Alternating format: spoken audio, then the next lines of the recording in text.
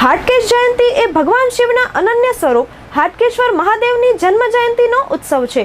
આ દિવસ દર વર્ષે ચૈત્ર સુદ 14ના રોજ ઉજવવામાં આવે છે। આ દિવસે ગુજરાતભરના હાટકેશ્વર મંદિરોમાં ખાસ ઉજવણી કરવામાં આવે છે।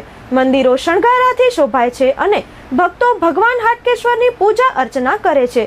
શિવલિંગ પર ગંગાજળ, દૂધ, ફૂલો અને બિલીપત્ર અર્પણ કરવામાં આવે છે। ભુજ ખાતે ભુજના હમીરસર તળાવના કાંઠે હાટકેશ્વરનું મંદિર આવેલું છે। શ્રી જગજીવન વેણીરામ મહેતાએ 1863ના કારતક માસમાં તેની સ્થાપના કરી હોવાનું જાણવા મળે છે। શ્રી જગજીવન ફતેહ મહમ્મદના ખાસ અંગત સલાહકાર અને વહીવટકાર હતા। તેમણે હાટકેશ્વર મંદિરની સાથે માતાજીના મંદિરનું નિર્માણ કરેલ છે। ત્યારે વર્ષોથી હાટકેશ જયંતિની અહીં ધામધૂમપૂર્વક ઉજવણી કરવામાં આવે છે।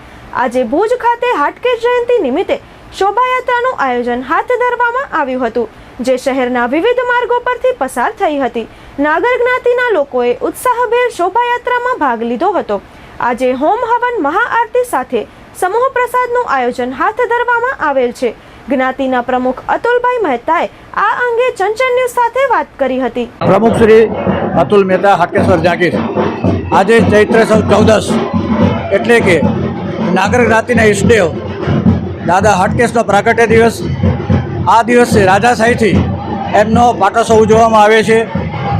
આ પાટોત્સવમાં સવારે લઘુરુદ્રનું આયોજન કરવામાં આવ્યું હતું અને એ લઘુરુદ્રમાં પૂર્તિબેન કેતનભાઈ વૈષ્ણવ પરિવાર દંપતીએ ભાગ લીધો હતો અને એમણે બપોરે બીડું હોમ્યું હતું।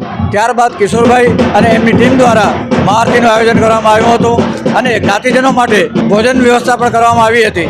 સાંજના ભાગની અંદર જ્ઞાતિજનો તેમજ આમંત્રિતો માટે હાટકેશ કોમ્પ્લેક્સની અંદર મહાપ્રસાદનું આયોજન કરવામાં આવ્યું હતું।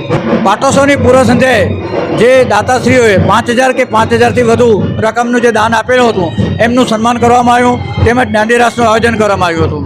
અત્યારે જ્યારે કચ્છ વિકાસ છે તે હરણફાળ ભરે છે અને કચ્છ નહીં દેખા તો કૂચ નહીં દેખા એમ નાગર જ્ઞાતિ તેમજ અન્ય લોકો ભુજમાં જ્યારે આવે છે ત્યારે જ્ઞાતિ પાસે રહેવા માટેની વ્યવસ્થા છે પણ વધુ સારી અને સુંદર વ્યવસ્થા થાય અને કોઈને જ્ઞાતિજનોને તકલીફ ન પડે એના માટે એક અંબિકા સદનનું નિર્માણ કરવામાં આવ્યું છે, જેની અંદર આજે સવારે પ્રમુખશ્રીએ ઉદ્ઘાટન કર્યું અને ત્યારબાદ તરુલતાબેન કૈલાસભાઈ અંતાણી પરિવાર તરફથી ગાયત્રી હવનનું આયોજન કરવામાં આવ્યું હતું। આ ગાયત્રી હવન દિનેશભાઈ અંતાણી તરફથી કરવામાં આવ્યો હતો અને સમગ્ર પૂજન વિધિ ખંજનભાઈ અનિમેશ વોરા તરફથી કરવામાં આવી હતી।